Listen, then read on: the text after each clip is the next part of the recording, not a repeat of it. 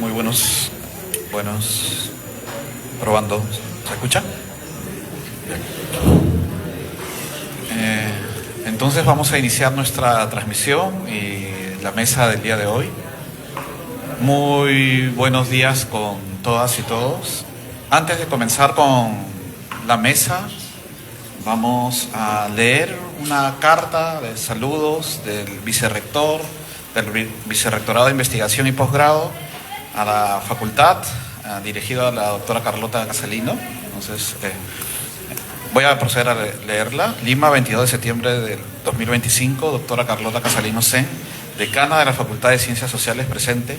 De mi consideración, es grato dirigirme a usted y por su intermedio a los docentes, estudiantes, personal administrativo, egresados que conforman la Facultad de Ciencias Sociales, para saludarlos con motivo de sus 41 aniversario de fundación.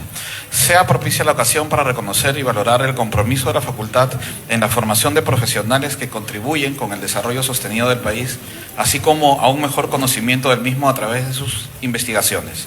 Hago votos para que este nuevo aniversario sirva para fortalecer y renovar el compromiso con la calidad académica y la investigación. Atentamente, doctor José II Niño Montero, vicerrector.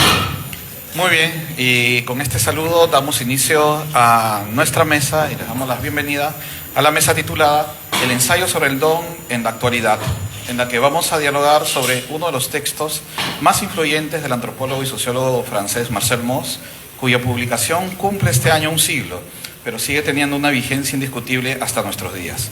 La idea de este espacio es entonces reflexionar juntos sobre cómo este clásico puede ayudarnos a mirar nuestro presente, y para ello estamos reunidos con 3 profesores de la especialidad de antropología de nuestra facultad, los doctores Romer Plasencia Soto, Harold Hernández Refranc y Federico Helfog Seyer.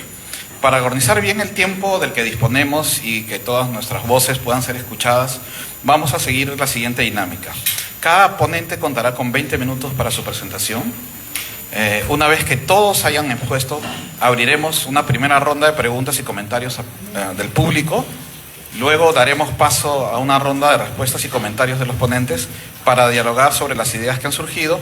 Finalmente tendremos una última ronda de preguntas y comentarios un poco más abierta y buscamos así terminar con una serie de conclusiones de los presentadores. Vamos entonces a dar inicio a esta presentación con el doctor Romer Plasencia Soto. ¿Sí está bien? Quien tiene 20 minutos para realizar su exposición. Muchas gracias. Buenos días con todos los alumnos, autoridades, colegas.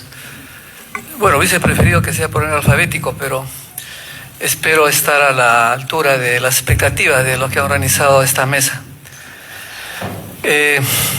Acabo de enterarme por colega Portocarrero que son 100 años el ensayo el ensayo sobre el don de Marcel Mauss, igual que 100 años cumple el libro que quedó algo inconcluso de Mariátegui y la escena contemporánea. Sospecho que circulaban por el mismo espacio en algún momento. ¿Qué se puede decir de Marcel Mauss a un siglo de haber escrito el ensayo? Que además no dejó obra escrita, sino sus discípulos se encargaron de reunir sus trabajos. Yo estoy revisando la edición que tengo, que es las obras completas que publicó Barral en el año 72, ¿no? En la cual es el volumen 2, que es Sociología y Ciencias Sociales. Está ese ensayo, pero es un ensayo que parece que ha sido tomado de notas de clase, muy diferente al que aparece en la edición española de Tecnos, la voz en española, en Madrid, que es Sociología y Antropología. La diferencia de esta edición última es que tiene la ventaja de tener una introducción de Lévi-Strauss. Y ahí quiero detenerme en una figura que hace Lévi-Strauss, que dice en un momento que Marcel Mauss fue para las ciencias sociales como Moisés, ¿no? Les enseñó la tierra prometida, pero nunca llegó a ella. Lo que quiere decir Lévi-Strauss es que el aporte de Marcel Mauss y la escuela en la cual pertenecía, ¿no?, el año sociológico, sobrino de Durkheim, era que introducía un elemento importante que explicaba la sociedad humana, que era una sociedad basada en los intercambios, ¿no? En la teoría de Marcel Mauss, que tiene ciertas características que ahora se saben, por ejemplo, él participaba de estudiar el hecho social como algo total. Pues bien, para Marcel Mauss, los intercambios eran un sistema de prestaciones totales. Pero eso tiene que ver con la experiencia. Él era un filósofo que, a diferencia de Malinowski, era un experto en religiones orientales, textos antiguos, manejaba varias lenguas. Por lo tanto, encuentra en las sociedades de Melanesia, en los maoríes, ese hecho de intercambio de regalos, en la cual él creía de que había un espíritu, una especie de bienes simbólicos que obligaban a los individuos a transferir los bienes, mejor dicho, los regalos, ¿no? Ese es lo que Lévi-Strauss rescata, que luego Lévi-Strauss lo va a utilizar para decir que ese es el inicio de la sociedad, ¿no? La sociedad es que es el intercambio, y lo va a aplicar en las obras que va a hacer él, como discípulo, en cierto modo, y como continuador, a pesar que él rechaza esa noción mística, ¿no? Que luego la va a continuar Godelier y Salins, de que hay un espíritu en el regalo que obliga a las personas a hacer circulación de estos regalos. Lévi-Strauss lo va a aplicar en los sistemas de parentesco. Es conocido la teoría de la alianza, en la cual él desarrolla y tiene varios continuadores, ¿no? Y esto se aplica a la alianza, a diferencia de África, en sociedades y eso tiene que ver mucho con el lugar antropológico, ¿no? Que es el Pacífico, Melanesia, etcétera, y América indígena, ¿no? El otro es el intercambio de símbolos a través del lenguaje y los bienes, ¿no? Es más, piensa que las alianzas matrimoniales está asociada al intercambio de bienes, cosa que ha querido ser refutada por la antropología feminista contemporánea, ¿no? Que mujer es sinónimo de bienes, o que las mujeres circulan como los bienes. Ese es en sí el aporte importante de Marcel Mauss, ¿no? Y también el registro etnográfico, Nueva Guinea, Melanesia, el Pacífico Sur, que quizás me lleve a pensar lo que han criticado algunos antropólogos del hemisferio sur, de que a veces se confunde la teoría con el lugar antropológico, ¿no? Una especie de sinonimia entre lugar y teoría. Entonces, es el Pacífico Sur. Eso explica por qué Godelier vuelve a Melanesia, y eso por qué en América del Norte y en la Amazonía, ¿no? Obviando otros aspectos de esas sociedades. Además, Marcel Mauss planteaba de que el intercambio de estos regalos también lo unía con la teoría del sacrificio, es decir, había que dar bienes a los dioses y a los hombres que representan a los dioses, ¿no? Estableciendo una línea de investigación que va a establecer Godelier más adelante, ¿no? Con una especie de, así como el Pozo no era la acumulación de bienes, sino la destrucción de bienes. En Nueva Guinea el jefe, el gran hombre, no se le da privilegios, mujeres y tierras y mujeres que están asociados, no para acumular poder político, sino para ser explotado por el grupo, ¿no? Esa es una pista de investigación muy interesante en este tipo de sociedades. El problema es que Marcel Mauss, para la época, tanto el temporal como la teoría de la época, él plantea sociedades sin mercado, ¿no? Un amplio espectro de intercambio de bienes, servicios y regalos. Va a ser más adelante un continuador de esta beta teórica, Maurice Godelier, que estuvo en San Marcos el año 95, aniversario 50 años de la escuela. Godelier plantea que, explorando el don más allá, hoy día, que el don es algo muy, como lo dijo Mauss, muy consustancial a nuestra naturaleza humana, que es sociológica, ¿no? Que eso también lo plantea Lévi-Strauss, el intercambio como nacimiento de la sociedad, en el sentido de que el don, si bien tiene esa triada de dar, recibir y devolver, también puede ser de que tenga igualdad y desigualdad, que aleja y acerca a la vez. Uno, por la calidad de los regalos. Si bien uno recibe un regalo, puede haber regalos con mucho valor simbólico, material, que la persona no puede devolverla, y esa es una eterna deuda.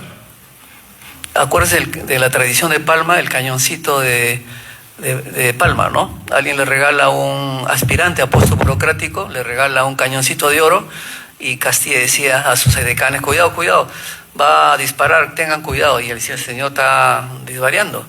Hasta que un día dices: ya, disparó.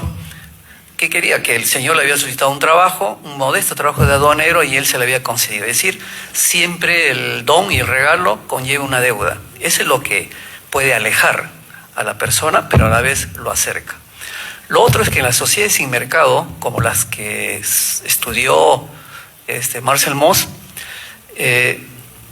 las personas son prolongación de las cosas, o las cosas están representadas en las personas. Godelier agrega que en las sociedades con mercado, con estratificación, las personas se transforman en cosas, ¿no? Está pensando en sociedades estratificadas o en el esclavismo, por ejemplo, o incluso en el mercado moderno. Porque Godelier, discípulo que explora el don en forma contemporánea, plantea que esta naturaleza consustancial del ser humano de intercambio, regalo, donación, se explica en las sociedades modernas, en algunos rituales que han quedado como revivals, por ejemplo, fiesta de 15 años, la fiesta de regalos, etc. Pero ha quedado también en la política internacional, cuando él menciona, por ejemplo, la cooperación internacional, ¿no? La mala conciencia europea hace que tenga oficinas o ministerios de cooperación que donan ayuda a los países del hemisferio sur. Bueno, ese es el hecho. Yo estoy seguro que mis colegas van a profundizar en el ensayo qué es lo que quiso decir profundamente Marcel Mauss, la naturaleza social del ser humano, y quiero referirme a las influencias. Hemos hablado de Maurice Godelier, ¿no? Otro que utiliza y discute el aporte de Mauss es Marshall Sahlins, en un libro que tiene un título irónico que es Economía de la Edad de Piedra, en la cual él plantea que las sociedades llamadas primitivas por la antropología o por las ciencias humanas no lo son, ¿no? Porque practican, son opulentas. Y eso a una sociedad entrenada en el mercado le parece paradójico cómo las sociedades primitivas pueden ser opulentas. Entonces él plantea de que no es por la acumulación, ¿no? Sino es básicamente, tiene una vía zen, es decir, ellos desean poco. Pues bien, lo que yo voy es que hay un capítulo que habla sobre, toma a Marcel Mauss para hablar de los niveles de reciprocidad en este tipo de sociedades.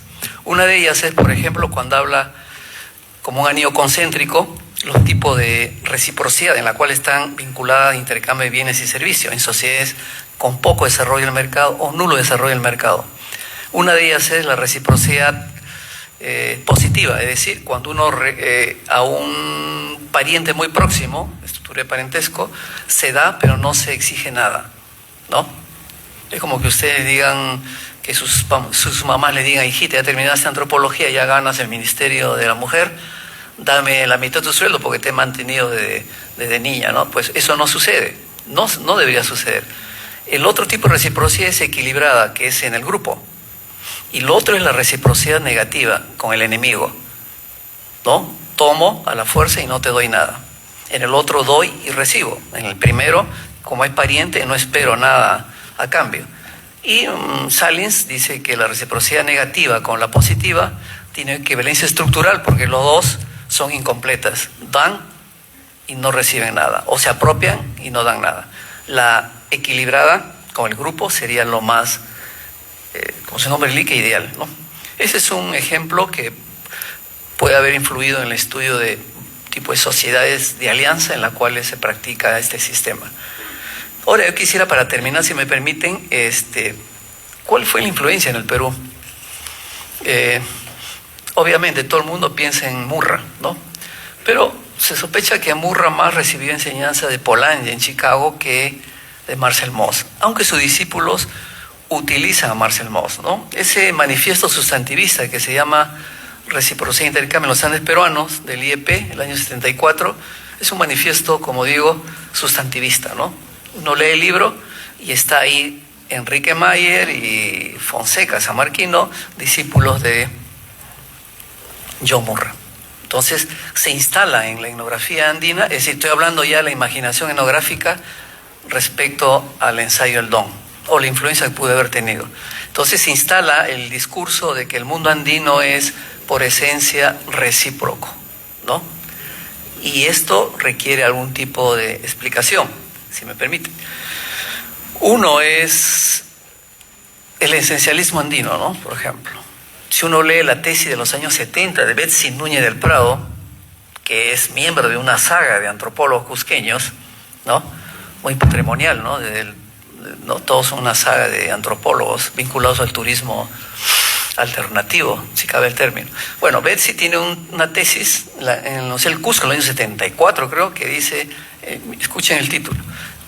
Por eso es que Lévi-Strauss le critica y Godelier el misticismo del don, ¿no? Como que hay un espíritu inmanente que obliga a que la gente devuelva los regalos y se generaliza el intercambio. La tesis se llama la reciprocidad como etos de la sociedad andina. Es decir, la reciprocidad está instalada en la esencia de la sociedad en los Andes. Cosa que ha sido criticado por Golte, que lo ve más como una necesidad antes que como un ideal, o Rodrigo Sánchez, un antropólogo poco conocido, o poco leído, que tiene un artículo muy antiguo en la revista El Panche, donde critica los conceptos de complementariedad, de reciprocidad y de efecto comunal, ¿no? A favor de las clases sociales, la descomposición y el mercado. Ese es el aporte, ¿no? Pero va más allá en el discurso etnográfico en la sociedad andina. Es tratar de encontrar dos niveles aparentemente contradictorios. Así como Godelier decía que la reciprocidad aleja y a la vez acerca, aquí es la reciprocidad y la jerarquía se unen. Es decir, una sociedad que tiene jerarquías, estratificación, utiliza la reciprocidad para organizar la sociedad, el poder, el prestigio. Y eso es importante porque estableció una línea de investigación que brevemente la voy a decir, si me cabe el tiempo. Uno es Tristan Platt, por ejemplo. Tristan Platt trabaja en los Maches, en Bolivia, que además es representante de una escuela con Olivia Harris, muy afrancesada, de encontrar aportes levi-straussianos la teoría levi-straussiana en la sociedad andina, ¿no? Como una sociedad de espejos, de simetrías, pero a la vez de competencia, reciprocidad y jerarquía. Entonces eso lo trabaja Tristan Platt. Pero cuando Juan Ocio, en un ensayo largo, comenta la brillantez del análisis de Platt, dice, pero ¿por qué? Porque Platt plantea que muy bien la reciprocidad, pero puede ser que la reciprocidad pueda nacer, dominación el hombre con la mujer u otros, una estructura de clase que puede haber sido la génesis del Estado andino. Entonces eso le parece mal a Juan Ocio y dice, ¿cómo es posible que un brillante análisis lo condimente con la salsa marxista? Dice, ¿no? O sea, no concebía que de la reciprocidad pues es la semilla de la desigualdad, ¿no? Para terminar está ya para después la influencia de Marcel Mauss, sí, más cercana, muy lejana de la antropología norteamericana y la etnografía andina de la Escuela de los Anales. Muchas gracias.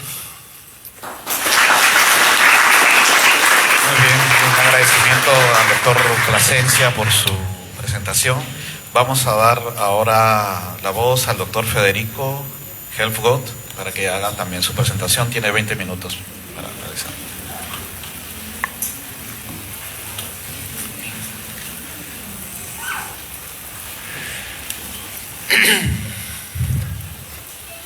Muchas gracias. Gracias, Julio, a mis colegas acá en la mesa y a los organizadores de este evento, que es parte de los eventos de esta semana por el aniversario de la Facultad de Ciencias Sociales. Y gracias también a todos los asistentes. Estamos hablando sobre Marcel Mauss y el ensayo sobre el don. Como ya dijo mi colega Rommel, son 100 años aproximadamente de la publicación del libro, ¿no? El libro se elabora el 22, 23, 24, por esa época, ¿no? Es un libro que pues ha sido muy influyente en la antropología es uno de los textos clásicos de la antropología y que creo que tiene mucho que decirnos hoy en día todavía, ¿no? Y es interesante poder revisitar un clásico de esa manera.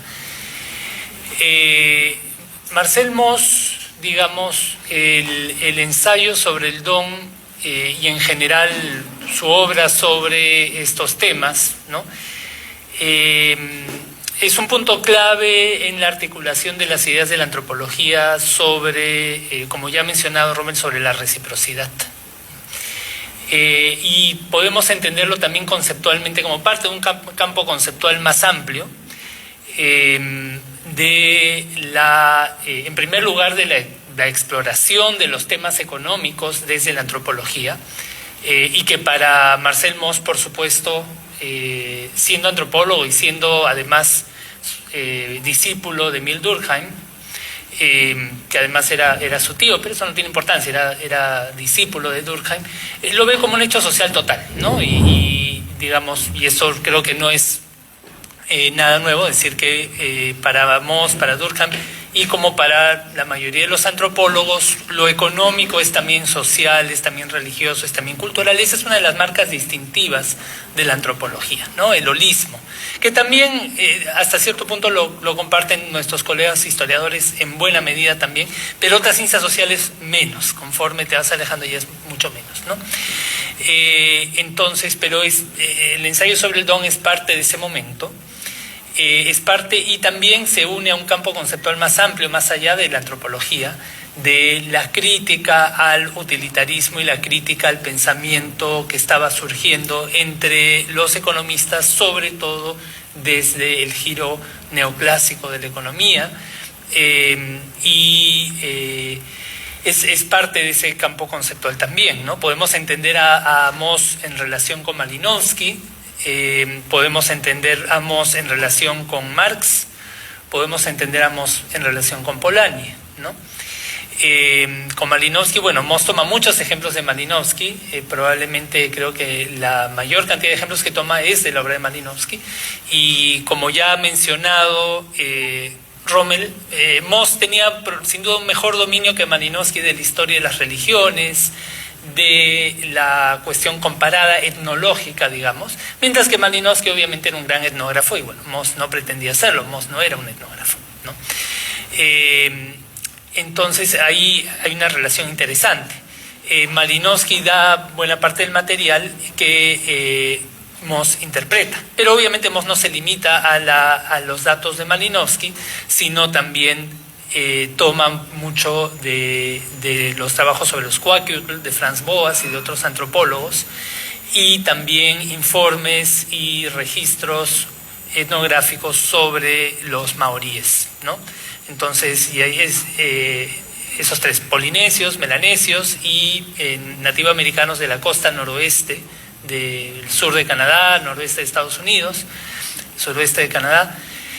Y también ejemplos de sociedades, lo que llama sociedades arcaicas, ¿no? De sociedades antiguas, de Europa, de Medio Oriente, de Asia, y de ahí toma sus ejemplos y digamos, es un texto con mucho virtuosismo etnológico de tomar distintos ejemplos de distintas sociedades. Se articula con Polanyi, como ya ha mencionado también Rommel, porque de alguna manera tienen mucho en común los dos proyectos, solo que Mauss orientado más a la evidencia etnográfica, más que, bueno, Polanyi, claro, en la gran transformación no tanto, en obras posteriores un poco más, Polanyi un poco más orientado a la historia, un poco más ¿no? Y Mauss más orientado a la evidencia etnográfica antropológica. Y se articula con Marx también, aunque es menos explícita esa conexión, ¿no? Mauss no menciona, bueno, obviamente no menciona a Polanyi porque Polanyi escribió después, sí menciona mucho a Malinowski, no menciona tanto a Marx por diversos motivos. Sin duda, siempre mencionar a Marx era comprometerse de alguna manera con un tema político y, como se ha dicho en ese momento, la sutileza conceptual de Marx como teórico social no era tan entendido en esa época, ¿no? No que Moss necesariamente no lo entendiera, pero no lo hace explícito. Pero la conexión muy fuerte entre los dos es, bueno, por muchas cosas, pero en particular esta cuestión de la alienación, lo que Marx llama la alienación, para Moss está muy presente a lo largo del ensayo sobre los dones, ¿no? Según Moss, en la mayor parte de las sociedades tradicionales, cuando los seres humanos se desprendían de un objeto, cuando otorgaban un objeto, el objeto seguía poseyendo algo de las características del donante. Esa es ¿no? la parte más conocida del ensayo sobre los dones, y el How era ejemplo de eso. El How era el espíritu del... Bueno, en la versión de un informante que le da el informe a alguien que luego es citado por Moss, obviamente habría que ver, y algunos han tratado de investigar cómo es exactamente el concepto de How en el tema maorí, pero el punto es, en la cultura maorí, el punto es que el How era este espíritu que cuando alguien daba un regalo a alguien, ese espíritu que venía del bosque y que estaba asociado al lugar donde vivía la persona, nunca abandonaba ese objeto, estaba presente en ese objeto. E incluso si ese objeto era donado a un tercero, se formaba una cadena, y ese espíritu obligaba a que eventualmente la cadena, digamos, algo se devolviera, ¿no? Que hubiera un regalo de retorno, una contraprestación. Porque si no, ese espíritu te podía enfermar, ¿no? Entonces esa idea de que cuando los objetos pasan de una persona a otra, no es como en el mundo moderno, en el intercambio moderno más capitalista, que pues no hay una separación total y no sabes quién lo hizo, sino que se mantiene una conexión, se mantiene algo de la personalidad del donante, está ahí, algo de esa obligación de devolver. Y eso obviamente es muy parecido a la noción marxista de alienación, ¿no? De la separación entre productores y sus productos. Entonces podemos pensarlo en términos de este campo conceptual, y Moss, como digo, en Ensayo sobre los dones es un momento importante en la evolución del pensamiento antropológico sobre la reciprocidad, que es uno de los conceptos centrales, obviamente más fuertes de la antropología, porque la reciprocidad es como una de esas cosas, es como el género, es como que está presente en casi todo, no en todo, no todo es reciprocidad, pero está presente en casi todo, ¿no? No es algo chiquito, algo pequeño o algo que solo sea en ciertas sociedades, es algo que está en todas las sociedades. Y parte de lo que quería argumentar Moss es que incluso en la sociedad occidental no ha muerto del todo, ¿no? Está presente todavía, solo que de forma un poco atenuada. Y ahí es donde se parece un poco a Polanyi, ¿no? Que ambos, a diferencia un poco de Marx, que ve estas rupturas entre épocas, tanto Polanyi como Moss están interesados en cómo el pasado sigue existiendo en el presente, y puede haber hibridación entre cuestiones modernas y arcaicas, entre cuestiones de distintas culturas, y que puede incluso servir para el presente, ¿no? Y ahí es donde entra también, y David Graeber ha escrito mucho sobre eso, ¿no? El hecho que Marcel Mauss era también un activista político, y era del Partido Socialista francés, pero también era cooperativista. Él era muy activo en el movimiento cooperativista, él formaba cooperativas, ¿no? Formó cooperativas de consumidores de diverso índole, él era muy activo en el movimiento cooperativista. Y él veía como que se podía, dentro de la sociedad capitalista, se podía construir la semilla para una sociedad diferente, ¿no? Y ahí es donde él veía el interés de todo esto, aunque él no lo idealizaba. Parte de lo que trata en el ensayo sobre los dones es básicamente, o sea, para él lo que son los dones, la economía de los dones es todo aquello que no involucra, pues, que no es el mercado moderno, que no involucra el cálculo utilitario, ¿no? Y que involucra esta relación entre personas, y donde las cosas llevan algo de las personas involucradas en el intercambio, ¿no? Pero dentro de eso hay muchísimos tipos. Hay cosas que para Moss podían servir para pensar en una sociedad mejor, pero también hay cosas, como ya aludió Rommel, que pueden servir para sojuzgar a las personas, ¿no? Moss estaba interesado en todo este tipo de cosas, ¿no? Así como habla, uno de sus ejemplos es el how de los maoríes, pero también uno de los ejemplos en que más se centra es el potlatch, ¿no? El potlatch, este ejemplo clásico en la antropología, que estudió Franz Boas, que estudiaron otros que conocían, que viene de las sociedades, los Kwakiutl y otros pueblos cercanos. Esto es en el noroeste de Estados Unidos y el suroeste de Canadá, cerca de la isla de Vancouver, ¿no? Donde se daba este tipo de generosidad, pero una generosidad agonística, era una generosidad por competir, ¿no? Para acumular prestigio y poder, pero llevado a un extremo, donde habían estos grandes torneos de ver quién podía ser más, desprenderse de las cosas y quién podía regalar más, y llegaban incluso a destruir sus objetos de propiedad. Entonces, dentro de la economía de los dones se da también esto, la acumulación de poder, la desigualdad, porque los Kwakiutl eran una sociedad muy jerárquica. Tenían aristocracias, ¿no? Entonces, eso. Pero lo crucial para Moss es entender por qué es que en estas sociedades se presenta este tipo de economía de los dones, este tipo de intercambio como regalos desinteresados, cuando a la vez está muy claro que en realidad sí son interesados y que sí hay obligaciones, ¿no? Lo que parece ser libre, hay una obligación. Y ahí es donde, o sea, creo que la conclusión a la que él apunta es de que, bueno, que eso es lo normal, ¿no? Que más bien la idea de separar el interés del desinterés, la idea de que el interés tiene que ser, que es normal tener un interés absoluto, puro, y que eso es saludable, y que por otro lado un regalo tiene que ser no absoluta, y que la generosidad tiene que ser no espero nada a cambio, que esa es más bien una utopía, ¿no? Y ahí se parece un poco a Polanyi, cuando Polanyi hablaba también de la sociedad de mercado como una utopía, no utopía en el sentido de algo que uno desea, sino algo que es un poco imposible. Para Moss, esta idea de que la generosidad tiene que ser pura y el interés puro también, es algo que recién, que digamos, surge en cierto tipo de sociedades, ¿no? Surge en ciertos momentos de la historia, no solo con el capitalismo, pero llega a su punto máximo ya en las sociedades modernas, y es una idea que para él la antropología debe ayudar a problematizar, porque la realidad es mucho más compleja. En la práctica el interés propio y la generosidad van a estar entremezclados, y eso no es necesariamente algo negativo, sino que hay que saber cómo manejarlo.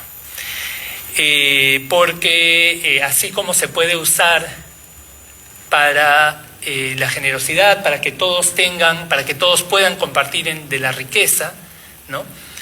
Y al final en estas grandes fiestas de los jefes maoríes, de los jefes Kwakiutl, sí, pues, ¿no? Mucha gente se alimentaba, mucha gente podía acceder a algo de esta riqueza, pero también se puede usar para mantener desigualdades, también se puede usar para ofender, también se puede usar para humillar. Pero es cuestión de cómo se maneja eso, ¿no? Y eso es lo que él quería detallar, ¿no? Y su obra es también una crítica hay que entenderlo también en su momento como una crítica a la obra de Moss y de varios otros antropólogos de ese entonces y hasta cierto punto hasta ahora. Claro, es una polémica evidentemente con cierta corriente de pensamiento entre los economistas que imaginaban se imaginaban cómo eran las sociedades que ellos llamaban primitivas, ¿no? Las sociedades distintas a la suya, las sociedades ya sea arcaicas o de pueblos que no tenían Estado, y se imaginaban cosas que hasta ahora se repiten en los textos de economía, pero que son fantasías, ¿no? La idea de que la gente intercambia, hace un cálculo utilitario y hace un trueque en base a un cálculo utilitario, y la evidencia, digamos, etnográfica empezó a mostrar algo totalmente distinto, que más bien lo que prima en estas sociedades es el sentido de obligación, ¿no? El sentido de obligación, el sentido de deber moral, que como digo, y el sentido de sentirse obligado a devolver. Y ahí es donde viene el problema, porque si no puedes devolver, entonces quedas en una situación de dependencia. Y efectivamente, y esto lo ha comentado David Graeber también, que es uno de los que más rescata a Moss en estos últimos tiempos. Si la reciprocidad también puede estar en la base del surgimiento de las jerarquías, la reciprocidad puede estar también en la base de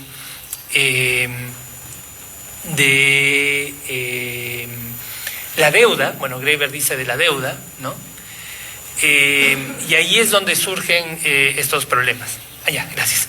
Entonces, la mesa de hoy se llama el ensayo sobre los dones y la actualidad, ¿no? Entonces, ¿qué podemos rescatar para la actualidad? Bueno, Moss tenía esta visión, y en el epílogo del ensayo sobre los dones él concluye con toda una discusión parece un poco más optimista, ¿no? Sobre cómo podemos aprender del pasado y aprender de estas otras sociedades para el mundo moderno. Pensar, ¿no? Y él está interesado viviendo en una sociedad capitalista, obviamente mucho más que el Perú de esa época, quizás que el Perú de hoy, ¿no?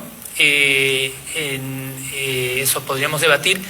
Él está interesado en cómo podemos pensar, usar las ideas de la reciprocidad, de la economía del don, de las obligaciones para pensar el mundo moderno, los sistemas de pensiones, lo que la sociedad le debe a las personas mayores que ya no pueden trabajar, por ejemplo, que en su momento había sido algo controversial, muchos, ¿no?, se habían opuesto.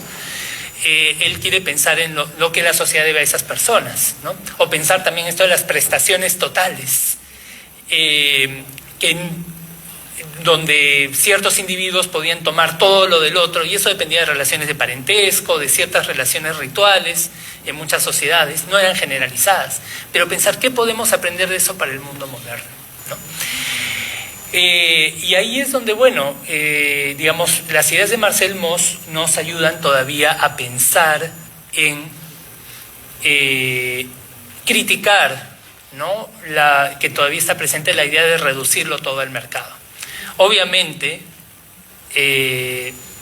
sabemos, yo pienso personalmente, los mercados no se pueden abolir, ¿no? Los mercados son una técnica necesaria, pero no se puede reducir todo a la lógica del mercado, ¿no? Y ahí es donde tenemos que pensar qué otros tipos de obligaciones existen y podemos tenerlos unos con los otros, y ahí es donde el énfasis de Mauss en la obligación es importante. Sin embargo, tenemos la otra cara de la moneda, y creo que eso es, para aterrizarlo un poco más en la actualidad, es lo que tenemos en el Perú contemporáneo, ¿no? Sí, han llegado cosas del norte, de las obligaciones, de las pensiones, de todo esto de la seguridad social de forma muy, muy fragmentada. Pero también tenemos la otra, más lo que predomina es la otra cara de la moneda, de la reciprocidad de las economías del don, ¿no? Porque recordemos que también muchas jerarquías se basan en una economía de dones. Las mafias se basan en economías de reciprocidad, de lo que tú debes y no puedes, y estás sujeto a una persona de cuya autoridad dependes. Y eso es probablemente lo que predomina más en el Perú contemporáneo, ¿no? Esa cara, digamos, el pensar como pensábamos al final del ensayo sobre los dones, que estas ideas y estas observaciones suyas podían servir para replantear y para crear sistemas de estado de bienestar. En el Perú tenemos los estados de bienestar de forma muy fragmentaria, ¿no? Y más bien tenemos mucho de lo otro, estas cuestiones, el derecho de piso, ¿no? De que porque alguien te ayudó o te consiguió un trabajo, tiene derecho a todo, a ti por completo, y estás en obligación con esa persona. Entonces, el ensayo sobre los dones, para cumplir, puede servirnos para pensar en cómo puede funcionar en una sociedad de bienestar, pero también las partes un poco más sobre la jerarquía, sobre la humillación, puede servirnos para pensar en cómo realmente funciona una sociedad como la peruana actualmente, y en eso es esencial. Y yo siempre digo a mis estudiantes, quiero ver más tesis sobre estos temas, ¿no? Del derecho de piso, sobre temas de la corrupción como una forma de reciprocidad, ¿no? Porque efectivamente en el Perú tenemos mucho de ese lado más obviamente perverso de la reciprocidad y de la economía de los dones. Listo, gracias. Bien, muchas gracias, doctor Federico. Damos paso entonces ahora al doctor Harold Hernández y su ponencia.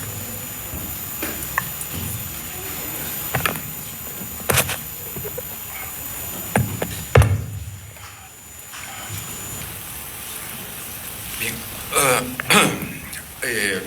no puedo empezar mi discurso siendo que la Facultad de Ciencias Sociales de San Marcos es un espacio de producción de conocimiento, de crítica y de reflexión y de difusión de conocimiento sobre la sociedad humana, sin referir a nuestras memorias lo que sucede en estos momentos desde fines de 2023, no menos de 65.000 hombres, mujeres, niños, niñas palestinos, en parte del territorio de Palestina, han sido asesinados orquestada e impúdicamente por el artificial Estado de Israel.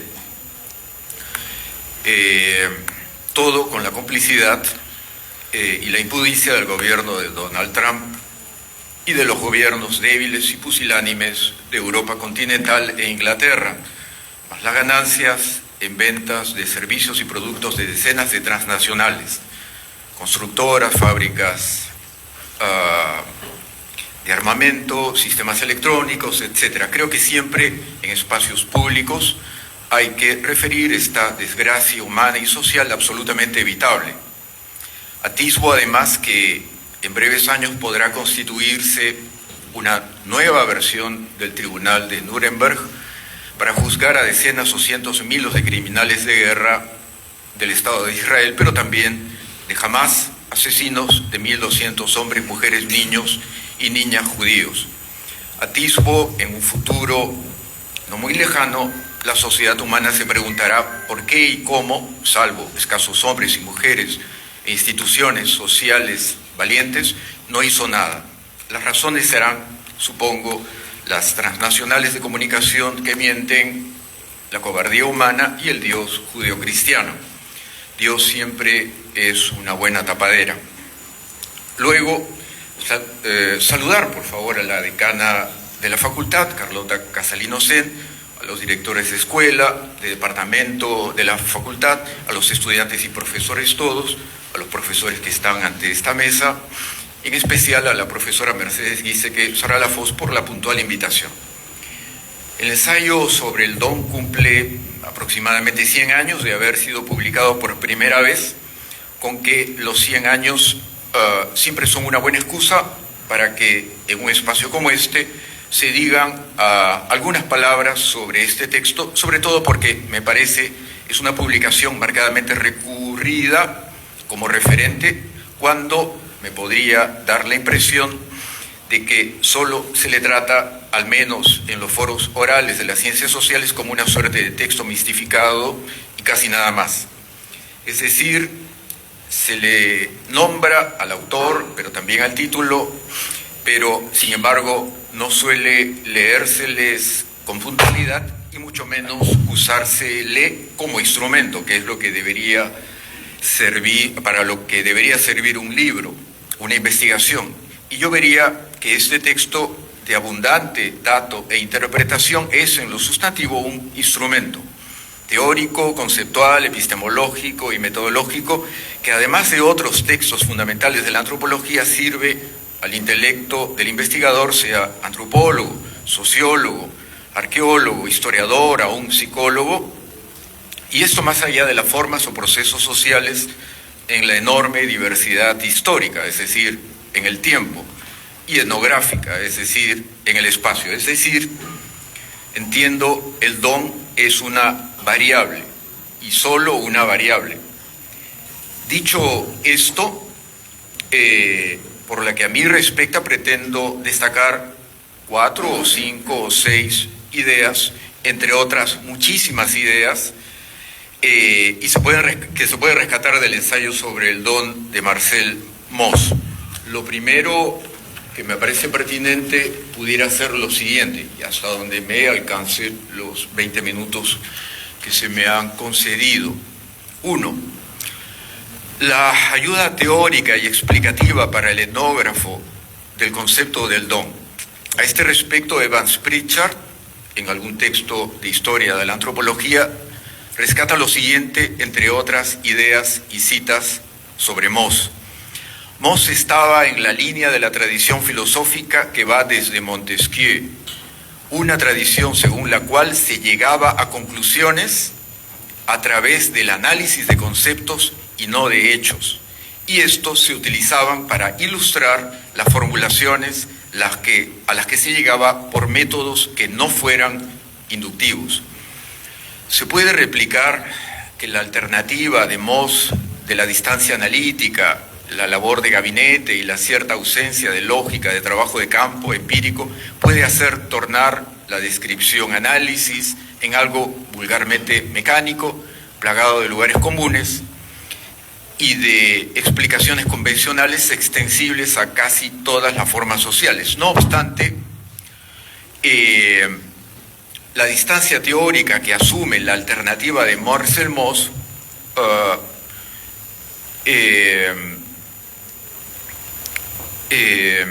le permite evitar caer en la simplicidad y en la ingenuidad de creer que el etnógrafo entiende que la realidad es exclusivamente lo que le dictan sus ojos, lo que tiene delante de sus ojos, y que cree que eso que ve es absolutamente inédito, absolutamente novedoso, casi una excepción dentro de las formas de organización social de la estirpe humana. Esta tradición, que va desde al menos Montesquieu, apunta a entender que, entre otras vías, la tipología explica, y la tipología requiere de abundante dato que pueden hacerle entender al investigador que fundamentalmente ninguna forma social es absolutamente inédita e irrepetible y particularísima. Esta capacidad, entiendo, de Mauss, de leer a Mauss, puede ser la que mejor puede servir al antropólogo y al etnógrafo contemporáneos. 2. El hecho de que, si bien el don como mecanismo de construcción de relaciones interpersonales e intergrupales tiene un carácter universal, no significa que el mecanismo del don lo explique todo. Puedo entender que el don como mecanismo es una variable, es decir, es más eficiente o menos eficiente, está más presente o menos presente, se utiliza de una manera o de otra, es exitoso en determinadas condiciones o menos exitoso en otras determinadas condiciones. Tiene una faz marcadamente positiva e integrativa como mecanismo, pero tiene, otra faz marcadamente negativa y de exacción. Postulo que el don en singular, como mecanismo universal, concreta etnográficamente en variable, es decir, varía, sufre, se permea desde otras variables etnográficas, históricas, de posición relativa de cada actor social, de cada desarrollo tecnoecológico, de sociedades concretas, en la historia, el tiempo, y en la etnografía, en la alternativa de las distintas formas en el orbe. El don, por tanto, podría ser leído intermitentemente como singular o como plural. 3. La necesidad de que el antropólogo constate el hecho de que los actores sociales puedan reconocer más o menos conscientemente la existencia de la funcionalidad del mecanismo del don versus la alternativa opuesta, el hecho de que el mecanismo pueda ser en lo fundamental un recurso teórico, conceptual, metodológico del propio antropólogo.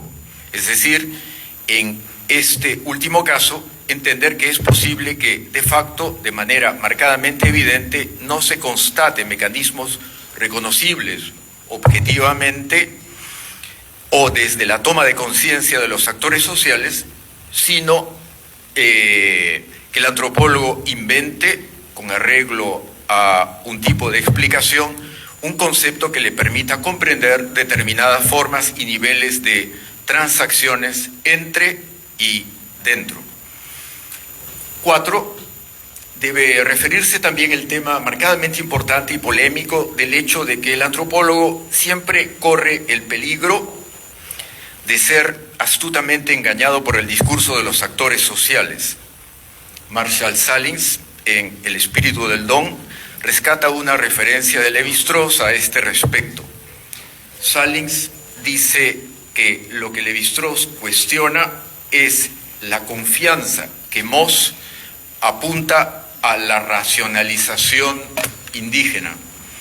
Cita literal de Lévi-Strauss: no nos enfrentamos aquí con uno de esos casos no demasiado raros en los cuales el etnólogo se deja engañar por el nativo. A esto podría, digo yo, sumársele la crítica que Raymond Firth hace a Marcel Mauss. Firth dice que Mauss hizo una interpretación errónea del How. Este es un principio espiritual más pasivo de lo que Mauss creía. No hay evidencia de que en la narración del viejo sabio el How trate apasionadamente de volver a sus fuentes. Además, los maoríes no confiaban en el How como fuerza de control social para sancionar al individuo que no retornara el don. Además, Mauss confundió algunos tipos de How: el How de las personas, el de las tierras, el de los bosques y el del objeto valioso o taonga, el bien. No hay bases, entendería Firth, para considerar que el How del taonga, del bien, sea el mismo que el How de la persona que lo da. No es adecuado entonces decir que el intercambio de dones es un intercambio de personas. Esta crítica, entiendo, no afecta al principio que como categoría puede usar el antropólogo, sino al tema de la lectura puntual que Mauss hace de la narración del viejo maorí Ranapiri, que se refiere desde el registro del etnógrafo Best, y que es uno de los fundamentos, ese registro, de la teoría de Mauss. Pero además Salins afirma que parece que el maorí, y esto creo que puede ser fundamental, estuviera tratando de explicar un concepto religioso, en donde lo sustantivo es lo religioso, mediante un principio económico, lo que Mauss entendió al revés y desarrolló el principio económico por un concepto religioso. El maorí, para hablar de una transacción ritual, solo usó retóricamente la figura de la transacción entre los hombres. 5. Referir no está de más la importancia que el concepto de carácter analítico de don, así como su constatación empírica absolutamente identificable, puede observarse en la sociedad andina de manera extendida y obviamente, y para lo que pudiera interesar también en el Tahuantinsuyo, donde como sociedad hidráulica el don tiene un carácter más dramáticamente obligado y obligatorio. Aquí insistir en una combinación particular de variables, el don versus la forma política, dentro de una formación estatal. En este caso tipológico, el carácter voluntario en apariencia, en una sociedad hidráulica o en una sociedad con Estado, el carácter libre y gratuito en apariencia torna en forzado o más forzado y más interesado, pero aquí de una manera marcadamente, en sociedades estatales, marcadamente brutal. Las largas y fascinantes páginas de Brindis con el Inca de Tomás Camis evidencia la prolijidad y el carácter forzoso de los ofrecimientos que hacía el Zapa Inca a los reyesuelos o líderes representantes de comunidades y poblaciones del espacio andino que eran conquistadas o bien desde alianzas, ofrecimiento de objetos y de mujeres, o bien desde guerras. O las partes beben aca de dos queros, o bien solo una de las partes, la preeminente, el Zapa Inca, bebe no del quero, sino del cráneo del fallido aliado, y por tanto adversario, asesinado, pero no acá, sino de la sangre derramada del malogrado y fallido aliado. Y siendo que los objetos ofrecidos se exigen como réplica la contraprestación de servicios para avituallamiento del ejército o bien producción o preparación de alimentos, y siendo que el ofrecimiento de mujeres supone el que el eventual adversario o enemigo deje de serlo y torne pariente, cuñado tipológico, pero en condiciones de subalternidad, el asunto se hace más interesante y queda constatado que se trata de una variable que es instrumentalizada entre que consciente e inconscientemente por la sociedad estatal. Es decir, aquí con respecto al don, el carácter marcadamente ritual del ofrecimiento dentro de relaciones políticas en que solo hay dos alternativas: alianza o guerra. 6. Un aspecto puntual que quizá no puedo dejar de referir es el mismo concepto inglés de gift, que significa complementariamente, pero antitéticamente, pero contradictoriamente, obsequio y veneno. Lo mismo sucede más claramente en el idioma alemán. Gift es veneno. Es decir, el regalo es o puede ser potencialmente veneno. Cummings cita el paper de Marcel Mauss del año 24 que titula Gift, Gift, intraducible obviamente, porque remite a los dos sentidos de esa palabra: obsequio, gratuidad, pero también amenaza de muerte, peligro de muerte, envenenamiento. Mauss dice, cito literalmente ese texto del año 24, uno puede percibir que la incertidumbre entre la buena y mala naturaleza de los regalos, ambigüedad, no pudo haber sido mayor que en el caso del tipo de costumbres en que el regalo consistía esencialmente en bebidas compartidas en común, de brindis, ofrecidos o tributos. El regalo bebida puede ser un veneno y en principio, con la excepción del oscuro drama, no lo es, pero siempre puede convertirse en uno. Esto en este momento puede hacerme recordar o hacernos recordar que Donald Trump nunca, cuando hace visitas protocolares a países como China o Corea del Sur, bebe ni come absolutamente nada. Es decir, a la naturaleza contradictoria del don, que es supuestamente gratuito, pero que es en realidad obligatorio, prestación y contraprestación, se le suma la naturaleza contradictoria del propio concepto, veneno y obsequio. Pero aún a esto se le suma el que en la realidad la bebida obsequiada sea realmente un veneno, ya sea en el sentido literal o ya sea en el sentido de una suerte de caballo de Troya o de espada de Damocles que amenaza permanentemente la seguridad, la autonomía e incluso la vida del par. 7. Luego de insistir en otra idea de Salins que apunta a algo más filosófico en el sentido de la palabra filosófico, y que puede apuntar a la teoría política o filosofía política tácita o implícita de las sociedades tradicionales, me parece interesante lo siguiente: la comparación entre los aportes de Mauss, de Marcel Mauss y Thomas Hobbes, que aparecen no tanto en el Leviatán, sino en las leyes de la naturaleza. Haya Salins que Mauss sustituye la guerra de todos contra todos, situación de los seres humanos sin Estado u orden político, pretendidamente, por el intercambio de todos entre todos. La solución al estado de guerra permanente, en la lectura que hace Salins de esta comparación entre Hobbes y Mauss, es como solución o resolución el intercambio.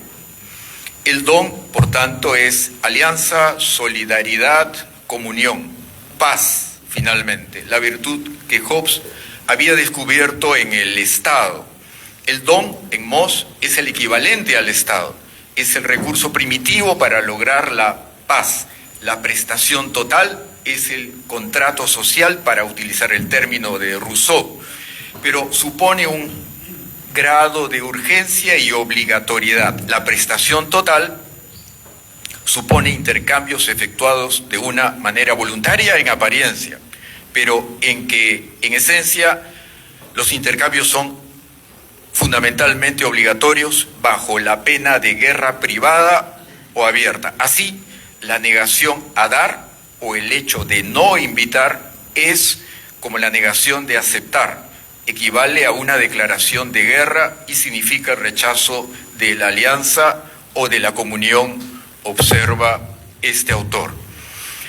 Moss, finalmente puede decirse, se aparta de los datos etnográficos en algún momento de su complejo y relativamente pequeño texto para ofrecer una suerte de explicación más abarcativa. El don es razón, es el triunfo de la racionalidad humana sobre la locura de la guerra, que es aquello con que en las últimas páginas de ese fundamental texto se termina, con una actitud positiva y con una llamada de atención para que la sociedad moderna y contemporánea pueda entender que algo puede servir el conocimiento de las sociedades arcaicas, tribales o primitivas. Después de todo, como ustedes pueden saber,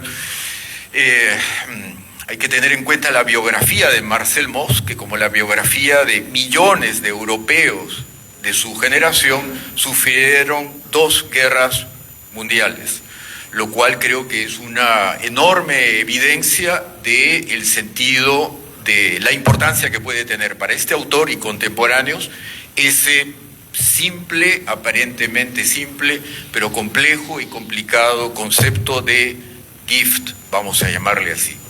Bueno, eso es todo lo que puedo decir. Muy bien, un aplauso, por favor.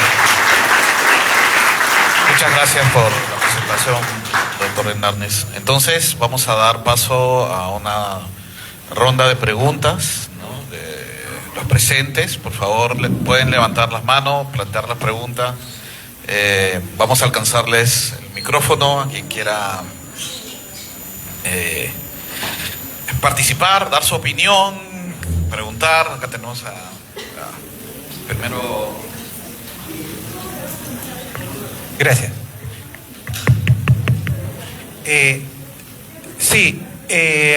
Yo quería preguntar a Harold, de repente podía aclarar un poquito esta última idea, la que menciona cuando el gift es al mismo tiempo el regalo y el veneno. Es como un doble sentido. El don puede tener una doble cara. Yo lo entiendo como que de 2 grandes formas, ¿no? Por un lado es que el don, si bien es un beneficio, al mismo tiempo obliga a la persona a algo. Y ese sentirse obligado es la otra cara, sería la cara del veneno. O sea, por un lado, una manera de interpretarlo. Yo, en mis propios datos, recojo cosas de la historia donde alguien dice, vuestra merced me da este beneficio que para mí es una argolla, porque usted me beneficia, pero al mismo tiempo me atrapa, me pone una argolla en el cuello y me esclaviza. ¿Ya? El sentido doble del don, al mismo tiempo, ¿no? Beneficio y esclavización. Pero, por otro lado, está el doble sentido de que el don, en la modalidad de la reciprocidad negativa, es más bien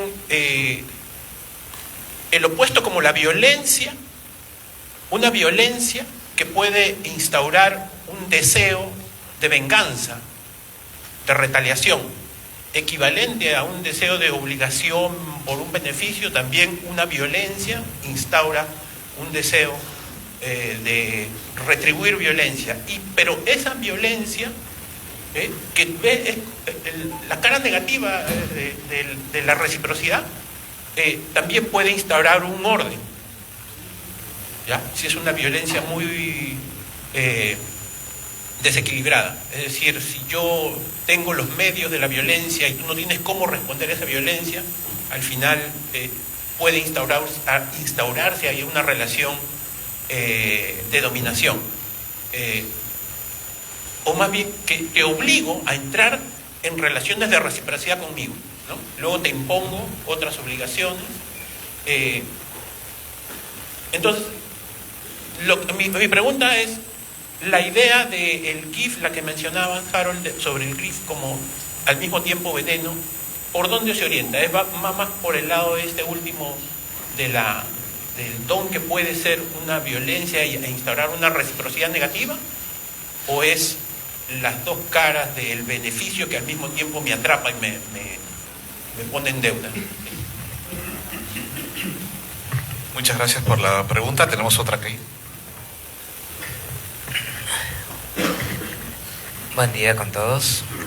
En primer lugar, felicitar a este evento que organiza la facultad.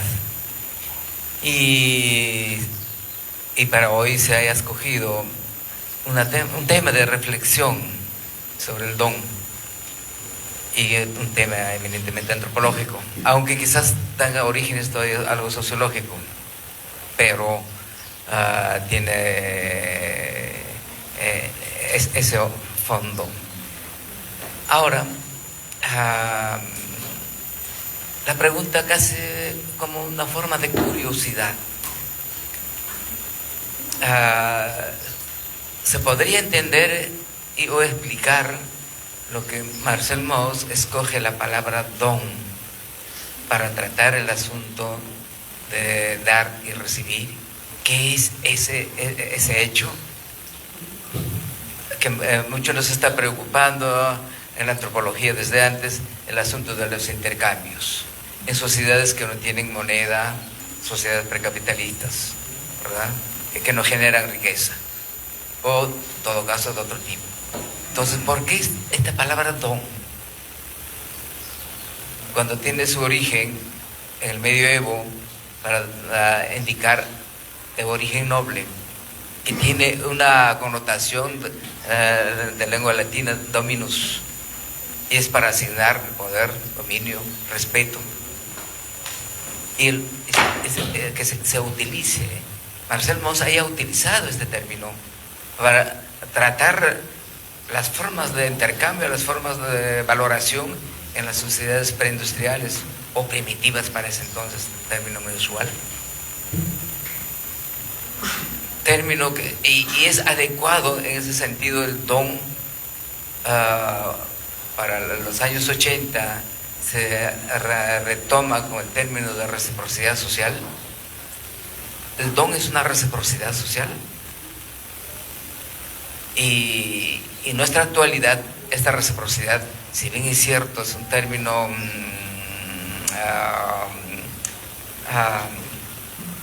que cruzan varias aristas, porque no solamente es para entender asunto político, económico, también asunto religioso, asunto social, asunto cultural, o las formas de intimidades sociales.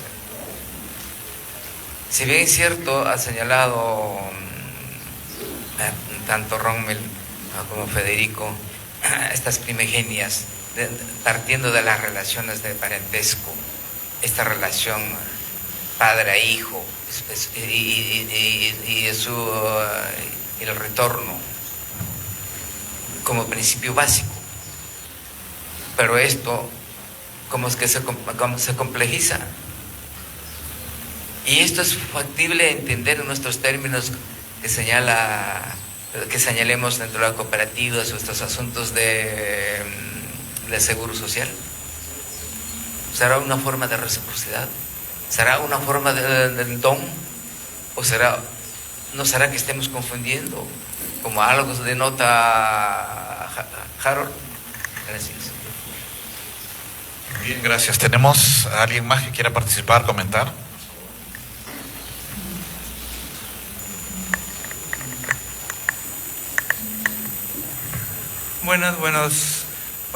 Buenos días a todos. Primero mis felicitaciones a los ponentes, ¿no? Una gran docencia, ¿no? Una gran presentación, ¿no? del ensayo del don, ¿no? Y de su contemporaneidad, ¿no? Y más que todo yo quería preguntar cómo se relaciona el don con el don, ¿no? Que propuso, ¿no? Marcel Mauss con la molécula, ¿no? Que propuso Malinowski, ¿no? En su obra Argonautas del Pacífico, ¿no? en cómo se relacionan ambos, o películas, ¿sabes? ¿No? Que es un intercambio, ¿no? Económico, ¿no? Más que todo en las islas notorias, ¿no? Todo eso nomás. Esto es una pequeña... Muy bien. Muchas gracias. ¿Alguien más quiere participar, plantear algún comentario, alguna idea? ¿Una cosa más? Sí, gracias. Disculpe que no quiero parar, pero hay otra idea que se me quedó también así como rondando mucho acerca, por ejemplo, varios de ustedes han mencionado esta esencia del how, ¿no? Que es como que algo del don se queda en algo del benefactor, como que transita, ¿no? En el propio don.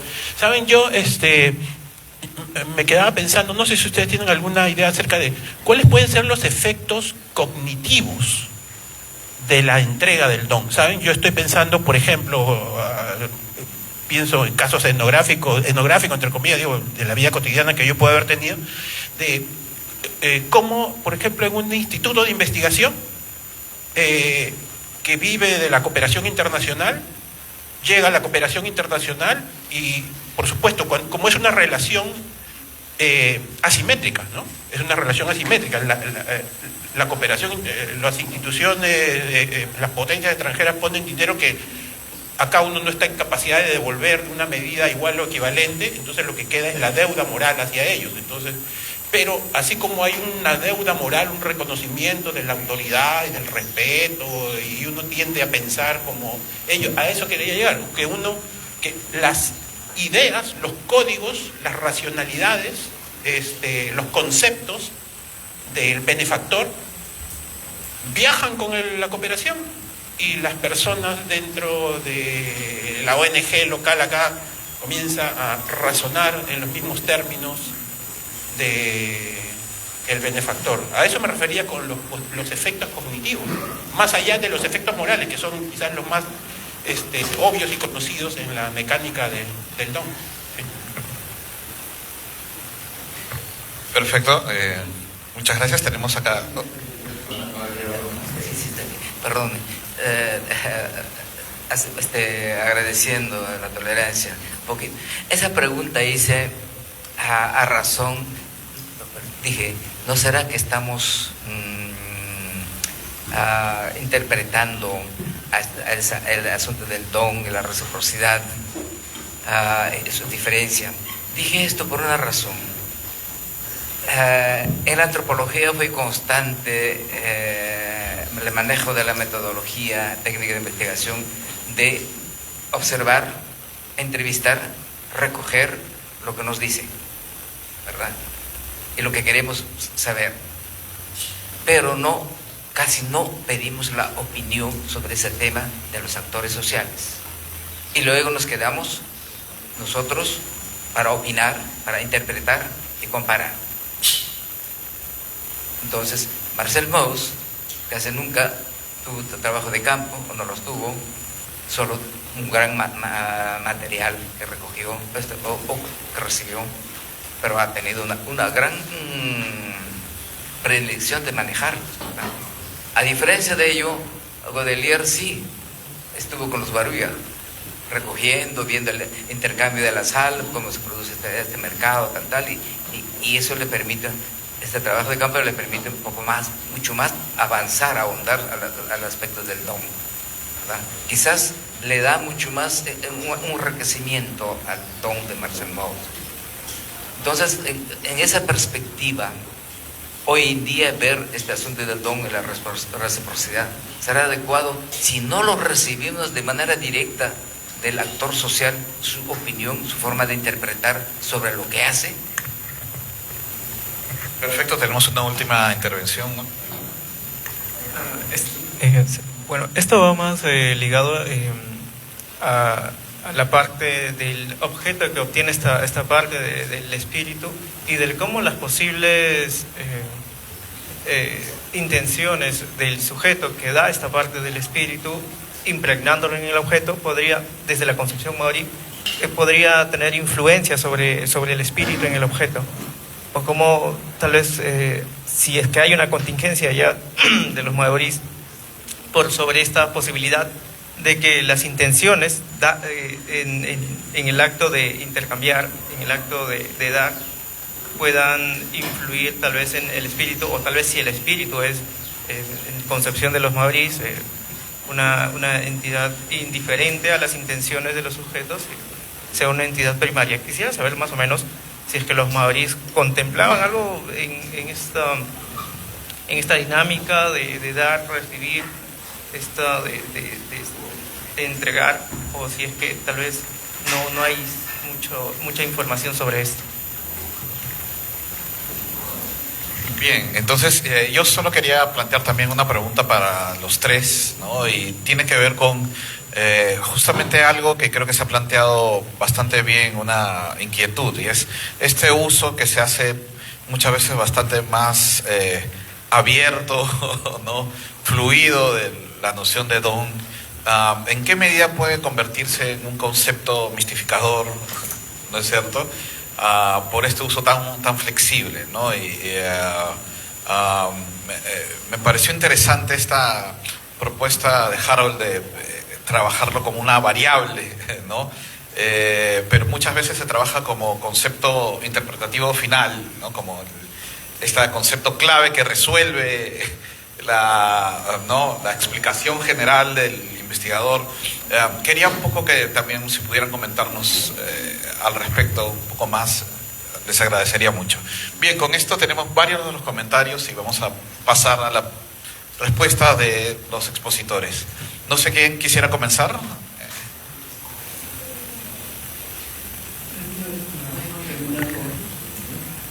Muy bien. ¿Pueden prender nada más? A ver. Bien, he escuchado varias preguntas. Más bien quería yo solidarizarme con la indignación de Harold, que pienso que es la mía y de muchos peruanos, ¿no? Muchos peruanos de bien. Bien, acerca de... No voy a poder contestar cada una de las preguntas, pero sí, en forma general, tratar de responder en forma múltiple.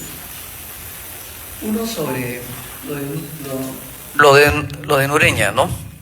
Bien, el don efectivamente es un mecanismo heurístico de decir, bueno, las sociedades primitivas, como no tienen mercado, intercambian bienes que además están impregnadas de un sentimiento religioso, cosa que Levi-Strauss critica, tal como lo ha dicho mi colega, que más bien lo desplaza a un mecanismo sociológico. Somos sociedad en cuanto hacemos prestaciones de mujeres, de símbolos y de parientes. Pues bien, y que se expresan los mitos. Pero, ¿qué pasa en las sociedades estratificadas? Entonces, hay un término que hemos obviado, que es los sistemas de regalos, dones y bienes simbólicos generan lealtades en sociedades estratificadas, ¿no? Lealtades.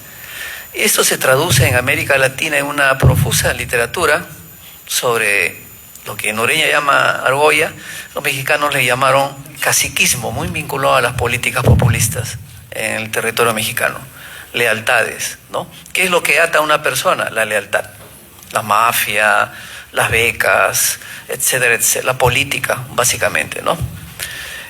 Cuando Harold dice que no era importante, cuando Federico dice que no era importante que Marcel Mauss haya sido sobrino de Durkheim, yo creo que sí. Fue importante porque era un grupo alrededor del año sociológico muy importante, ¿no? Por ejemplo, aquí tengo un libro de un antropólogo de Huancayo, no es el centro, que tiene una tesis, y lo hizo un libro que es Ir de Cambio, etnografía del trueque y la reciprocidad en los espacios socioecológicos de Tanta y Yauyos. Es decir, cómo se conectan Jauja con la Sierra Limeña, la zona alto andina de la Sierra Limeña. Y lo curioso es que el libro le dedica a los parientes, que es un típico dedicación, a los pueblos de Yao, etcétera, y a mis hijos Mayer Enrique y Maricel Chiara. Es decir, Enrique Mayer lo ha apoyado, lo ha alentado, ¿no? Y esa obligación de recíproca, de lealtad y de cariño, de amistad, se plasma en un libro de un antropólogo, ¿no? No sé si eso es mistificar o confundir lo nativo con la teoría, ¿no? Pero eso es cierto, y eso hay mucha imaginería etnográfica. Grondín demostró que Muquillauyo, la gran comunidad que Mariátegui, Moisés Sáenz y Castro Pozo habían visto como la pequeña Rusia, bueno, eso es después, como una comunidad ejemplo de colectivismo.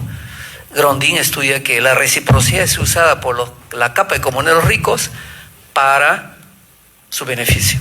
Cuando hace una faena comunal de limpia sequía, beneficia a los que tienen riego, pero bajo el manto ideológico de que todos somos Muquillauyo, ¿no? Eso era, además, Godelier afirma de que no solamente se comparte con lo que tiene, sino se combate con lo que se tiene. Y esto me hace recordar a Clastres, que trabaja en la Amazonía sudamericana. Si para Levi-Strauss, como lo han mencionado, la guerra es el fracaso del intercambio, Clastres dice que no. Las llamadas sociedades primitivas, tribales, como la Amazonía y otras, más bien son sociedades para la guerra. Y son para la guerra para fragmentarse, para no tener Estado ni clases sociales. O sea, es polémico, pero es interesante cómo una idea movió la teoría antropológica, ¿no? A tal punto que los sociólogos han utilizado esta vertiente para hablar del mercado de bienes simbólicos, la hipótesis de Marx acerca de del fetichismo, ¿no? Como el dinero se desprende de su valor para entrar a un nivel ya de símbolo, ¿no? Del mercado de bienes simbólicos. Y para terminar, no olvidemos que Marcel Mauss era efectivamente socialista, es decir, un socialdemócrata, diríamos hoy día. Murra también. Murra se supone que peleó en la República, era rumano y que posiblemente creyó encontrar en los Andes y en el Estado Inca sus ideales. Un Estado recíproco, un Estado benefactor, ¿no? Igual como él quiso quizás encontrar ese insumo en las sociedades de Melanesia y trasladar a la Europa contemporánea devastada por la guerra. No olviden que toda la generación de Mauss casi mueren del año sociológico, murieron en las trincheras, ¿no? Y que eso es importante. Y que la Escuela de los Anales, para explicar los fenómenos de la Edad Media, Bloch, en los Reyes Dramaturgos, está la influencia de Marcel Mauss. Una persona, el rey sagrado que concede la sanidad en un intercambio de favores, ¿no? Y ese hermoso libro del Leroy sobre Montillú, una pequeña aldea de Occitania, que es un hermoso libro como una novela, cuando habla del pueblo de pastores, de un pequeño pueblo, se nota la influencia de Marcel Mauss, y él lo dice, ¿no? Entonces yo creo que este centenario de este artículo es muy aleccionador, ¿no? Muchas gracias.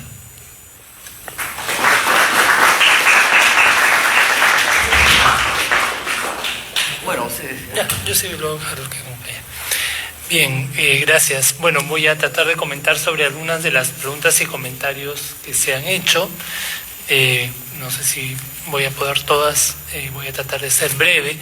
Claro, lo que mencionó el compañero sobre Malinowski, sí, efectivamente, digamos, Mauss estaba muy interesado en el material de Malinowski sobre el Kula. Mauss se interesa sobre todo en el Kula porque es un intercambio. Como ustedes saben, el Kula que estudió Malinowski, ese sistema que existía, un sistema de comercio entre islas al lado noreste de Nueva Guinea, ¿no? Entre ellas la isla de Kiriwina, antes llamada la isla de Trobriand, donde hizo su trabajo de campo Malinowski.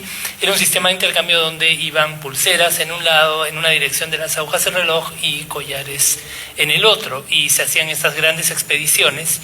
Y él lo compara con el potlatch un poco, ¿no? Porque en ambos casos, claro, hay un tema de desigualdades, hay un tema, los que no todos podían participar en el Kula, eran los hombres más importantes, más prestigiosos, porque también participar en el Kula era una cuestión de mucho prestigio. Entonces, estos intercambios, digamos, tú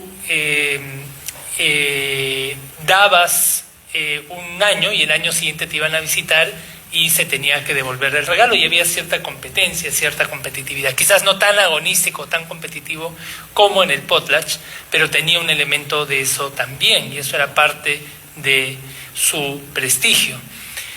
Y eso era algo que interesaba a Moss, porque la pregunta central del libro es por qué la gente se siente en la obligación de devolver los regalos, o qué tipo de obligaciones creen los regalos, que es una pregunta muy general y, como digo, abarca casi toda el quehacer humano, porque esa es la naturaleza del tema, y que se relaciona con lo que se menciona al final, si es que este concepto es demasiado abarcador. Bueno, entonces eso es lo que interesábamos del Kula, además que esto al igual que con el How, o sea, algo de la historia, los objetos acumulaban historia. Estos objetos que se intercambiaban en el Kula llevaban la historia de las personas por cuyas manos había pasado, ¿no? Entonces era lo opuesto de la alienación en el mundo moderno, donde nos llega algo de la China, no tenemos idea quién lo hizo. Sabemos que viene de la China porque si no fuera por las leyes que dicen que tiene que decir dónde fue producido, ni siquiera sabríamos eso, ¿no? Ahí sí los objetos mantenían la historia, la memoria, o sea, se transmitía de a quién había pertenecido, y eso era parte de su valor, también parte de su prestigio. Entonces, por todas esas razones es que el material de Malinowski se vuelve muy útil para Marcel Mauss, y esa es la forma como, digamos, estos dos antropólogos se vinculan uno con el otro. Sobre la cuestión de la intencionalidad, sí, bueno, no voy a comentar sobre exactamente cómo funciona el How entre los maoríes, porque como mencioné brevemente y como mencionó Harold de más detalle, digamos, sí, o sea, ha sido la interpretación que da Moss a los dichos de ese sabio maorí, ha sido criticada, efectivamente, y cuando tú haces un trabajo, etnológico, digamos, comparando muchas sociedades distintas, pierdes nivel de detalle, ¿no? Pero es algo inevitable que se tiene que hacer. Yo creo que Marcel Mauss no era un antropólogo de trabajo de campo, él era un antropólogo de escritorio, y creo que eso es necesario también, ¿no? La idea de que todos los antropólogos deben hacer trabajo de campo y que lo único que hacen los antropólogos es hacer etnografías, no estoy de acuerdo, ¿no? Se necesita también un espacio para la teoría, para la sistematización. Hoy en día Marcel Mauss sería alguien que estaría creando bases de datos, ¿no? Y eso es importante también, bases de datos etnográficos. Entonces sí, probablemente la interpretación que él da al How no es la correcta, pero el How es simplemente un elemento en el argumento que va desarrollando Marcel Mauss, ¿no? La intencionalidad del donante, que es lo que has preguntado, sí creo que es importante, ¿no? Porque el dar regalos tiene un interés, y ese es parte del argumento central de Moss, ¿no? Que hay un interés, y sobre todo cuando es intercambio agonístico y en una situación de desigualdad, ese interés puedes acumular poder y tener a los demás bajo tu poder, ¿no? Pero Moss, creo, como ya he dicho, él sostenía que es imposible pensar en una... O sea, claro, ese tipo de interés en esos contextos sí tiene ese efecto, pero no todo interés es malo, ¿no? Y no se puede separar el interés. Siempre hay un interés en los regalos, ¿no? Y siempre no se puede, ese es parte del argumento central de Moss, no se puede separar el interés puro de la generosidad pura, ¿no? Y no está mal que haya un interés, no está mal que uno, al hacer cosas por los demás, uno también tenga un interés en sí mismo, no está mal. Luego, el tema que mencionó César sobre la personalidad del donante, ¿no? Que impregna algo y que queda. Sí, creo que tiene que ver con ese tema de la reciprocidad jerárquica, ¿no? Efectivamente, si tú eres el donante, si tú eres el que otorga, ¿no? Entonces tienes poder, y ese poder puede convertirse en una influencia cultural y en que tus valores se transmitan a los que están en esa relación asimétrica contigo, ¿no? Eso es lo que podría decir sobre eso. Creo que el punto merece un tratamiento más a profundidad. Y esto sobre si las cooperativas realmente tienen que ver con el don. Bueno, claro, Moss era cooperativista, quizás en un nivel muy general, ¿no? Moss era cooperativista, ese es un hecho de su biografía, tuvo cargos en el movimiento internacional cooperativista, o sea, realmente fundó una cooperativa de consumidores en Francia, y eran épocas en que el cooperativismo pues era un movimiento importante. Acá en Perú también el cooperativismo ha tenido su momento, ¿no? Y en esa época también ya estaba llegando, y obviamente sabemos que el cooperativismo tiene su auge.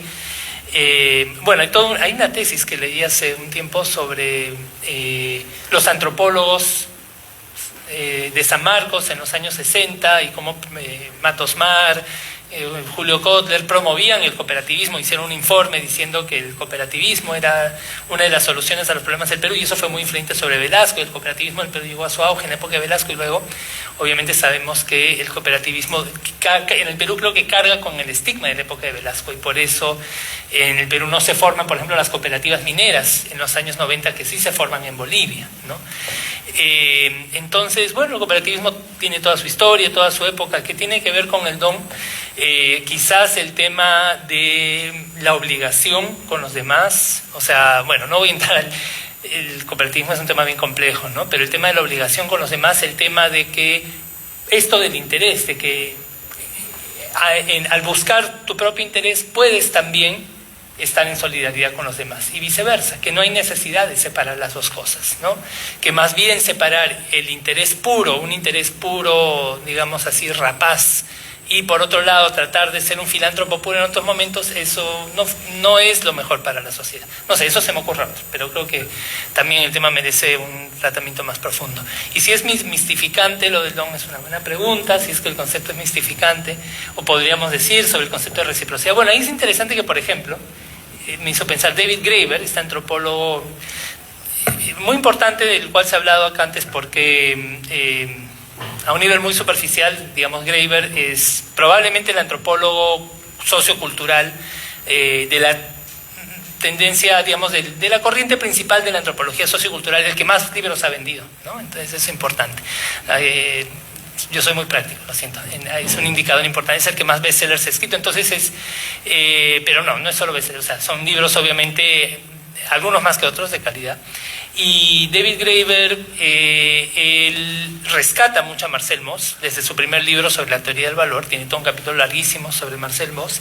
Él se consideraba alguien que reivindicaba la figura de Marcel Mauss, pero él más bien no le gusta mucho el concepto de reciprocidad, ¿no? Y Graeber dice, ya ahí, pero también en su libro sobre la deuda, que esto de reciprocidad como que se vuelve más una atadura, y que el concepto trata de hacer demasiadas cosas, y él estaba a favor un poco de abandonarlo, ¿no? Pero usar la discusión de Marcel Mauss con otros términos, y él trata en el libro sobre la deuda, él trata de desarrollar su propia tipología, ¿no?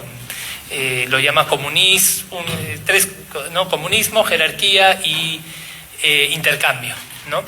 Y más bien él veía la reciprocidad como más cercana al mercado y al trueque, ¿no?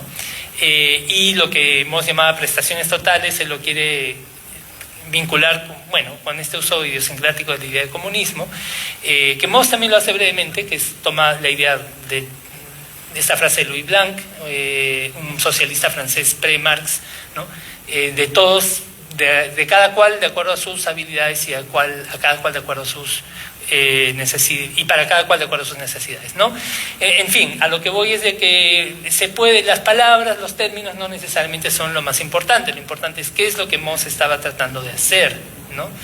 Y su concepto, creo que, claro, hay que complejizarlo más. Puede ser mistificante. Yo creo que ya en Mauss hay complejidad, ¿no? Hay complejidad, y esa complejidad hay que ampliarla aún más para que el concepto no sea mistificante. Gracias. Por último. Sí, gracias. 3, 4 cosas. Lo primero, digamos, los profesores no somos bates como para entenderlo todo y explicarlo todo, etcétera, etcétera. La literatura es de democrático acceso, y creo que esta conversación creo que puede motivar sobre todo a los estudiantes a que vayan a buscar tales y cuales textos que han sido referidos en esta reunión. 2, es interesante que este Mauss casi en absoluto está vinculado al trabajo de campo, pero como creo que había de alguna manera referido en la anterior intervención, eso no es absolutamente ninguna limitación para que pueda elaborar con total legitimidad un discurso abstracto y conceptual de carácter tipológico y comparativo sobre la realidad, y que creo que los ajenos a las sociedades de las que los antropólogos tratan o sociólogos tratan pueden entender mejor etnografías enlazadas entre sí a través de los conceptos de los antropólogos. Eso creo que es fundamental. Solo pongo un ejemplo que puede ser un poco tonto, pero yo nunca he leído la bibliografía, a pesar de que obran en Internet desde hace varios años las escenografías complejas y voluminosísimas de Spencer y Gillen o de Strelov sobre los australianos del centro de Australia. Pero creo que todos han leído o saben por lo menos el nombre de las formas elementales de la vida religiosa de Durkheim, y Durkheim no pisó en absoluto esas sociedades tribales. Nadie va a decir, no, como Durkheim no estuvo ahí, yo no lo voy a leer, sería un poquitín absurdo. Sobre esta observación de César, digamos, solo puedo decir algo un poco rudo y vulgar, y es que distinto es el tema de los maoríes, porque es un tema etnográfico que solo se puede responder y explayar y explicar y quedar claro a través del dato etnográfico, de la teoría de Marcel Mauss en general, y que desarrollaron diversos antropólogos posteriormente, ¿no? Claro, el pequeño problema que le observa, por ejemplo, Salins a Mauss es que basó su teoría, inspirado, vamos a decirlo así, en abundante literatura que recoge de otros autores, pero en lo fundamental en ese pequeño discurso de Ranapiri, ¿no? Y ahí el pequeño problema. Pero creería yo que, mirando hacia adelante, lo que le puede caber al antropólogo es hacerse dueño de su trabajo de campo, ¿no? Y aquello de lo que con absoluta autoridad puede hablar es aquello de lo que puede conocer empíricamente, pero con obviamente la ayuda de la teoría, los conceptos, los términos de carácter tipológico, etcétera, etcétera, etcétera. Lo tercero, claro, guerra y paz son, desde una perspectiva, guerra y paz no son antinómicos, sino solo son dos extremos de toda una lógica de estrategias entre segmentos, o entre poblaciones, o entre grupos. Y eso creo que es bastante importante de entenderlo, o de conocerlo, de asumirlo como, no como metodología, ¿no? Pero sí como suerte de consideración epistemológica. A ese respecto, algo que suelo decir de una manera aburrida y redundante en clases es este segmento 49, aparece en distintos lugares con distinta enumeración, de Heráclito, quien dice: la guerra es padre y Dios de todos los hombres. A unos los hace dioses y a otros hombres. A unos los hace libres y a otros esclavos. Es decir, lo que resuelve lo que está ahí, dice Heráclito, es la guerra. La guerra es el papá, ¿no? Pero habría que ver que de repente hay otras sutiles estrategias que apuntan a una guerra menos violenta, en que no se mata a la gente, y esa guerra puede suponer una guerra de, voy a usar el término que creo que corresponde, una guerra de regalos, etcétera, etcétera. Y por eso había referido, creo que con cierta insistencia, en el término de estrategia. Y solo para terminar, esta cita que está en algunas de las últimas páginas del propio libro, en que se refiere a Malinowski, dice el autor: las personas de Quiriguana, en las Islas Trobriand, le dijeron a Malinowski, no, este texto es no estoy seguro de si es el 25, creo que puede ser el 24, pero remite a los antecedentes de Malinowski, la primera edición del 22, de los Argonautas del Pacífico Occidental. Y la cita literal dice: el hombre de Dobu no es tan bueno, ¿no? Critica a la gente de la otra isla, no es tan bueno como nosotros, es fiero, es un comedor de hombres. Cuando vamos a Dobu le tenemos miedo, podría matarnos, pero ved, escupo la raíz de jengibre y sus mentes cambian. El gesto ritual. Dejan sus lanzas, nos reciben bien. Y sigue diciendo Moss, nada traduce mejor esta oscilación entre fiesta y guerra. Y como ustedes pueden saber, fiesta y guerra son dentro de una amplia tipología de performances, solo performances, ¿verdad? Que involucran consecuencias que pueden ser abominables. Pero supongo que estamos en una alternancia entre guerra y paz finalmente, ¿no? Entonces, finalmente creo que con esto estamos animando a los estudiantes a que leamos, releamos, retomen toda esa literatura que se ha referido. Bien.